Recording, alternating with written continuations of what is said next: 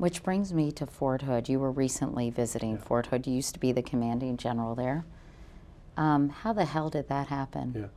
Well, you know, it struck all of us. Me especially, having, as you said, I spent a lot of time at Fort Hood. My family grew up there. My kids graduated from high school there. So it's very personal for me.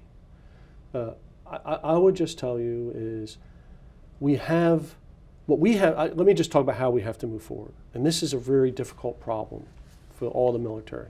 We have to have an inherent trust in everybody wears this uniform.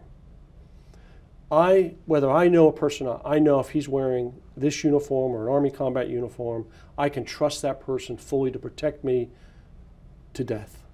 That's what our business is about. So we have to balance that with maintaining our diversity. What makes us the best Army in the world is our diversity.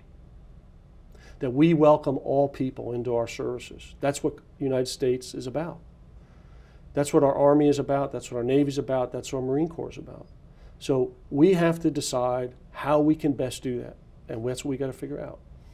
And so this poses that problem. How do we protect ourselves from within, but how do we maintain our diversity? And we got to just work that. I know you don't know that much about the investigation. Right. I don't have the very latest either, but there were some warning signs that this was someone who may pose a danger to his fellow troops. Yeah. Well, again, I think that's what we have to look at. And we have to make sure and I'm sure they'll do this as they go through the investigation. I am not privy to any of the investigations going on. I do know there's many of them going on. They're very detailed. They're trying to get to understand what happened.